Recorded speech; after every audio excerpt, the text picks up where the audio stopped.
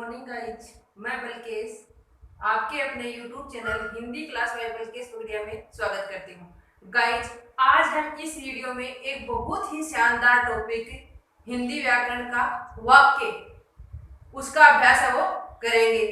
वाक्य का अर्थ क्या होता है, उसकी परिभाषा क्या है, उसके भाग कितने हैं, उसके भेद कितने हैं, इन सब का उदाहरण सहित अभ्यास है वो करेंगे। लेकिन इससे पहले गाइस, अगर आपने अभी तक चैनल को सब्सक्राइब नहीं किया तो जल्दी से चैनल को सब्सक्राइब कर ले, ताकि ऐसे ही शानदार टॉपिक है वो सबसे पहले आप तक है वो पहुंच सके। अब हम देखते हैं वाक्य कि वाक्य है वो क्या होते हैं।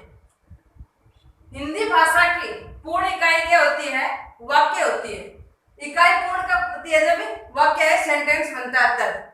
दूसरी, बालक के सोचने की इकाई क्या होती है? वाक्य होते हैं। कई बार प्रश्न आ जाता है कि बालक की सोचने की इकाई होती है या भाषा की पूर्ण इकाई होती है शब्द, वर्ण, अक्षर, ध्वनि या वाक्य। तो पूर्ण इकाई क्या होती है? वाक्य होती है। सोचने की इकाई क्या होती है? वाक्य होती है। तीसरा, क्रिया की पूर्णता को व्यक्त करना ही क्या है? वाक्य है। कहने का मतलब है कि जैसे खेल रहा है, खेल रही है, नाच रहा है, नाच रही, इसका कोई अर्थ नहीं निकल रहा। ये पूर्ण कब होती है क्रिया? जब एक सेंटेंस बनता है, जैसे रमेश खेल रहा है, गीता नाच रही है। तो क्रिया की पूर्णता को व्यक्त करना ही क्या है? वाक्य की सेंटेंस को पूरा बनाना ही क्या होता है? वाक्य होता है। अब हम देखते हैं वाक्य की परिभाषा कि वाक्य कहते किसे हैं। तो एक या एक से अधिक सार्थक शब्दों ने जिसका अर्थ निकलता हो, शब्दों या पदों के समूह को क्या कहते हैं? वाक्य कहते हैं। एक हो या एक से अधिक शब्द, दो भी हो सकते हैं, तीन भी हो सकते हैं, चार भी हो सकते हैं, कितने भी हो सकते हैं, शब्दों या पदों के समूह को क्या कहते हैं? वाक्य कहते हैं। अब देखते हैं कि वाक्य के भाग कितने होते हैं। तो वाक्य के दो भाग होते हैं। नंबर एक होता है उद्देश्य और दूसरा होता है विधेय, या हम कह सकते हैं क्रिया, कर्ता और क्रिया। दो भाग होते हैं वाक्य में, एक को बोलते हैं उद्देश्य और एक को बोलते हैं विधेय या कर्ता और क्रिया। अब आता है कि उद्देश्य किसे कहते हैं, उद्देश्य क्या होता है। तो कर्ता के विस्तार को, कि वाक्य में जो कर्ता होता है उसके विस्तार यानी उसके बारे में, या वाक्य में जिसके विषय में कुछ कहा जाए वो क्या होता है? उद्देश्य होता है। बारे में कुछ कहा जाए वह क्या होता है? उद्देश्य होता है। कि कोई भी सेंटेंस है, कोई भी वाक्य है, उसमें जिसके विषय में कोई व्यक्ति है, कोई वस्तु है, कोई कुछ भी है, जिसके विषय में कुछ कहा जाए वो तो क्या होता है? उद्देश्य। या कर्ता, जो करने वाला होता है, उसके बारे में जो कुछ कहा जाए वो क्या होता है? उद्देश्य। या हम कह सकते हैं कि कर्ता के विस्तार, की उस कर्ता का के बारे में जो भी कहा जा रहा है वो क्या है? उद्देश्य। दूसरा होता है विधेय। विधेय किसे कहते हैं? क्रिया के विस्तार को। कर्ता के विस्तार को तो कहते हैं उद्देश्य, क्रिया के विस्तार को या वाक्य में उद्देश्य के बारे में जो कुछ कहा जाए वो क्या होता है? विधेय होता है। कहने का मतलब है कि जो कर्ता है उसके बारे में कहा जा रहा है वो उद्देश्य है, या वाक्य में जो भी प्रमुख है उसके बारे में कहा जा रहा है वो क्या है? उद्देश्य है। और उद्देश्य के बारे में जो कुछ कहा जाता है वो होता है विधेय। या क्रिया के बारे में जो कुछ कहा जाता है, क्रिया के विस्तार में कुछ कहा जाता है वो क्या होता है? विधेय होता है। जैसे हम देखते हैं, उदाहरण देखें कि उद्देश्य और विधेय को हम कैसे पहचानेंगे। बिल्ली दौड़ रही है, अपना उदाहरण है बिल्ली दौड़ रही है। अब इसमें देखो कर्ता और क्रिया क्या है। बिल्ली क्या है? कर्ता। दौड़ रही है क्या है? क्रिया। अब बिल्ली तो क्या हो गया? कर्ता है। तो बिल्ली के बारे में तो कहा जा रहा है कि दौड़ रही है, तो कर्ता बिल्ली तो क्या होगी? उद्देश्य। और दौड़ रही है क्या हो गया? विधेय। विधेय। बिल्ली है उद्देश्य और बिल्ली के बारे में कहा जा रहा है कि वो है दौड़ रही है, तो ये क्या हो गया? विधेय। ऐसे दूसरा देखते हैं हम, मेले से खरीदी हुई गाड़ी रास्ते में ही दुर्घटनाग्रस्त हो गई। अब किसके गाड़ी के बारे में, तो मेले से खरीदी हुई गाड़ी रास्ते में ही दुर्घटनाग्रस्त हो गई, तो कौन हुई? गाड़ी हुई। तो ये गाड़ी तक का है, ये तो क्या हो जाएगा? उद्देश्य से, मेले से खरीदी हुई गाड़ी, ये तो क्या हो जाएगा? उद्देश्य। और रास्ते में ही दुर्घटनाग्रस्त हो गई, ये क्या हो गया? विधेय। ये हो गया विधेय की गाड़ी के बारे में कहा गया है कि वो रास्ते में ही क्या हो गई? दुर्घटनाग्रस्त हो गई, यानी ये है इसकी क्रिया और ये है कृत्या गाड़ी। तो मेले से खरीदी हुई गाड़ी उद्देश्य और रास्ते में ही दुर्घटनाग्रस्त हो गई, ये क्या हो गया? विधेय हो गया। तो ये तो थे इसके दो भाग। अब देखते हैं हम कि वैसे वाक्य के भेद की, वाक्यों को कितने भागों में डिवाइड किया गया है। तो वाक्य को 3 भागों में, रचना के आधार पर, अर्थ के आधार पर और क्रिया के आधार पर 3 भागों में डिवाइड किया गया। एक तो किया गया रचना के आधार पर, दूसरा अर्थ के आधार पर और तीसरा क्रिया के आधार पर। अब सबसे पहले देखते हैं रचना के आधार पर। रचना के आधार पर भी 3 भागों में बांटा गया है, सरल और साधारण वाक्य, दूसरा मिश्रित वाक्य और तीसरा है संयुक्त वाक्य। तो रचना के आधार पर कितने हैं? 3, सरल या साधारण, मिश्रित वाक्य और संयुक्त वाक्य। दूसरा है अर्थ के आधार पर। अर्थ के आधार पर वाक्य को 8 भागों में बांटा गया है। पहला है विधानवाचक या विधानार्थक वाक्य, दूसरा है निषेधवाचक वाक्य, तीसरा है प्रश्नवाचक वाक्य, चौथा है आज्ञावाचक या आज्ञार्थक वाक्य, पांचवा है संदेहवाचक या संदेहार्थक वाक्य, छठा है इच्छावाचक या इच्छार्थक वाक्य, सातवां है संकेतवाचक वाक्य और आठवां है विस्मयादिबोधक वाक्य। तो रचना के आधार पर 3 है और अर्थ के आधार पर 8 भागों में बांटा गया है, निषेधात्मक, विधानात्मक, प्रश्नवाचक, आज्ञावाचक, संदेहवाचक, इच्छावाचक, संकेतवाचक और विस्मयादिबोधक वाक्य। तीसरा आता है क्रिया के आधार पर। क्रिया के आधार पर भी वाक्य को 3 भागों में बांटा है, कृतवाच्य, कर्मवाच्य और भाववाच्य। अब वाक्य के जो भेद है अलग अलग, रचना के आधार पर, अर्थ के आधार पर और क्रिया के आधार पर, इन तीनों को हमें अलग अलग, सबसे पहले रचना के आधार पर, उसके बाद में अर्थ के आधार पर और उसके बाद में क्रिया के आधार पर, तीनों को अलग अलग करके उदाहरण सहित उसका अभ्यास है वो करेंगे। रचना के आधार पर वाक्य के भेद की, रचना के आधार पर वाक्यों को कितने भागों में बांटा और उसके कौन कौन से उदाहरण हैं। तो पहला है सरल एवं साधारण वाक्य। सरल एवं साधारण वाक्य कौन सा होता है? जिस वाक्य में एक ही उद्देश्य व एक ही विधेय हो, वहां सरल वाक्य होता है। अभी बताया था उद्देश्य और विधेय, तो उसमें एक ही उद्देश्य हो और एक ही विधेय हो, वो कौन सा वाक्य होता है? सरल वाक्य होता है। उसमें क्रिया भी है वो एक ही होती है, विधेय होगा तो क्रिया भी हो जाएगी, एक ही होती है। जैसे हम उदाहरण देखें, बालक पढ़ते हैं। अब इसमें पढ़ता कौन है? बालक है। तो बालक तो क्या हो जाएगा? उद्देश्य, और पढ़ते हैं क्या हो जाएगा? विधेय। विधेय, बालक पढ़ते हैं, बालक उद्देश्य और पढ़ते हैं हो जाएगा विधेय। बालक क्या है? कर्ता और पढ़ते हैं क्या है? क्रिया। दूसरा, सोवन विद्यालय जाता है।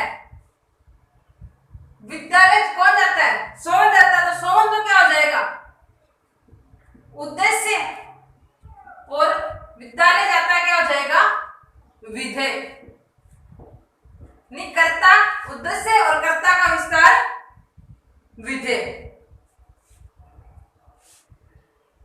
कर्ता क्या है? सोवन क्या है? कर्ता तो क्या हो जाएगा? उद्देश्य, और उद्देश्य के बारे में जो कुछ कहा जाए वो क्या हो जाएगा? विधेय। अध्यापिका पढ़ा रही है। अध्यापिका क्या है? उद्देश्य, पढ़ा रही है विधेय। ये क्या है? कर्ता, और इसके बारे में ये कर्ता तो उद्देश्य और उद्देश्य के बारे में कुछ कहा जा रहा है वो क्या हो गया? विधेय, नहीं क्रिया का विस्तार। अगला है सीता सितार बजा रही है। क्रिया कौन कर रही है? सीता कर रही है, तो सीता विधेय। तो ऐसे वाक्य होंगे, वो कौन से वाक्य होंगे? सरल वाक्य होंगे जिसमें एक ही उद्देश्य और एक ही विधेय हो। दूसरा है मिश्रित वाक्य, जहां एक प्रधान उपवाक्य पर अन्य उपवाक्य आश्रित रहते हैं। एक जो महत्वपूर्ण वाक्य होता है उस पर अन्य वाक्य वो डिपेंड रहते हैं, आश्रित रहते हैं। वह कौन सा वाक्य होता है? मिश्रित वाक्य होता है। यह हम कह सकते हैं एक सरल उपवाक्य और एक से अधिक आश्रित सरल उपवाक्य होते हैं। कि एक क्या होता है? सरल उपवाक्य होता है, उस पर अनेक है वो आश्रित होते हैं। और उस उपवाक्य के अभाव में जो अर्थ है वो पूर्ण नहीं होता, वो कौन से होते हैं? मिश्रित वाक्य होते हैं। एक जो उपवाक्य है उस पर जो आश्रित उपवाक्य है वो नहीं होगा, तो पहले का अर्थ है वो पूर्ण नहीं होगा। ऐसे वाक्य होते हैं वो कौन से होते हैं? मिश्रित वाक्य होते हैं। या कैसे एक प्रधान पर अन्य उपवाक्य आश्रित होते हैं, वो कौन से होते हैं? मिश्रित वाक्य होते हैं। जैसे देखें हम, राम आएगा तो ही कार्यक्रम देखने के लिए जाएंगे। इसका उदाहरण है मिश्रित वाक्य का कि राम आएगा तो ही कार्यक्रम देखने के लिए जाएंगे। अब देखो, राम आएगा तो ही, राम आएगा तो ही, ये तो क्या हो गया? एक प्रधान उपवाक्य हो गया और इस पर आश्रित क्या हो गया? कार्यक्रम देखने के लिए जाएंगे। अगर राम आएगा तो ही, अगर ये कार्यक्रम देखने के लिए जाएंगे ये नहीं होगा तो इसका अर्थ है वो पूर्ण नहीं होगा। और ये नहीं होगा तो इसका नहीं होगा। तो एक दूसरे पर आश्रित रहते हैं कि राम आएगा तो ही कार्यक्रम देखने के लिए जाएंगे। कार्यक्रम देखने के लिए कब जाएंगे? जब राम आएगा तब। तो ये इस पर इस वाक्य पर ये वाक्य क्या है? आश्रित है। तो ऐसे वाक्य होते हैं वो कौन से होते हैं? मिश्रित वाक्य होते हैं। जैसे देखिए, राम ने कहा कि आज वर्षा होगी। राम ने कहा, ये क्या? प्रधान उपवाक्य और इस पर आश्रित है आज वर्षा होगी। तो ऐसे एक दूसरे पर प्रधान पर एक दूसरा वाक्य आश्रित हो रहेगा, वो कौन सा होगा? मिश्रित वाक्य होगा। मैंने देखा कि चपरासी सो रहा है। मैंने देखा कि चपरासी सो रहा है, तो ये हो गया प्रधान और ये इस पर हो गया आश्रित। जो पढ़ेगा सो पास होगा। जो पढ़ेगा प्रधान, सो पास होगा आश्रित। तो ऐसे वाक्य होते हैं वो कौन से होते हैं? मिश्रित वाक्य होते हैं। जैसे हम देखें, जैसी करनी वैसी भरनी, ये भी क्या है? मिश्रित वाक्य। मुझे विश्वास है कि राजीव अवश्य पास होगा। तो मुझे विश्वास है प्रधान उपवाक्य, राजीव अवश्य पास होगा, उस पर आश्रित। तो ऐसे वाक्य होंगे वो होंगे मिश्रित वाक्य। मिश्रित वाक्य की सामान्य पहचान देखते हैं। जो वाक्य जो या सो शब्द से जुड़ा हुआ होगा, या जैसा तैसा वैसा शब्द से जुड़ा हुआ होगा, यदि तो, कि यदि वो आएगा तो हम जाएंगे, यदि तो, यथा तथा, कि आदि शब्दों से जुड़े हुए होंगे, वो कौन से होंगे? मिश्रित वाक्य होंगे। ये जो शब्द इनसे जुड़े हुए होंगे वो कौन से होंगे? मिश्रित वाक्य होंगे। कि राम आएगा तो हम जाएंगे, या यदि वो आता तो हम जाते। मुझे विश्वास है कि राजीव अवश्य पास होगा। तो एक प्रधान उपवाक्य के बाद में इन चिन्हों से जो वाक्य जुड़ा हुआ होगा वो कौन सा होगा? मिश्रित वाक्य होगा। तीसरा है संयुक्त वाक्य, जहां एक से अधिक सरल या मिश्रित वाक्य, एक भी हो सकता है और एक से अधिक सरल वाक्य भी हो सकता है या मिश्रित वाक्य भी हो सकता है। किसी योजक चिन्ह यानी संयोजक, विभाजक, प्रतिषेधक अव्यय से जुड़े हुए होंगे, वो कौन से होंगे? संयुक्त वाक्य होंगे। कि सरल वाक्य या मिश्रित वाक्य हो, वो एक भी हो सकता है, एक से ज्यादा भी हो सकते हैं। वो किसी भी संयोजक चिन्ह, संयोजक, विभाजक और प्रतिषेधक अवयव से जुड़े हुए होंगे तो वो कौन से होंगे? संयुक्त वाक्य होंगे। जैसे राम घर आएगा और पढ़ेगा, तो ये और संयोजक अवयव है, इससे जुड़ा हुआ है। राम घर आएगा और पढ़ेगा, ये कौन सा हो गया? संयुक्त वाक्य। बालक पढ़ते हैं एक साधारण वाक्य, बालिकाएं खेलती है साधारण वाक्य, और ये से योजक चिन्ह से जुड़ा हुआ हो। तो ऐसे और, किंतु, लेकिन इनसे जुड़े हुए होंगे वो कौन से होंगे? संयुक्त वाक्य होंगे। रमेश होशियार है लेकिन पढ़ता नहीं है। होशियार है साधारण वाक्य है, पढ़ता नहीं है, लेकिन से जुड़ा हुआ। तो ऐसे जुड़े हुए होंगे वो कौन से होंगे? संयुक्त वाक्य। अब इसकी सामान्य पहचान देखो। यदि क्रिया के बाद और, तथा, व, एवं, या, अथवा, किंतु, परंतु, जबकि, पर, लेकिन आदि अव्यय शब्द आएंगे और इन अव्यय शब्दों से वाक्य जुड़ा हुआ होगा वो कौन सा होगा? संयुक्त वाक्य। जो, सो, जैसा, तैसा, वैसा, यदि, तो, तथा कि आदि से जुड़े हुए होंगे वो होंगे मिश्रित वाक्य,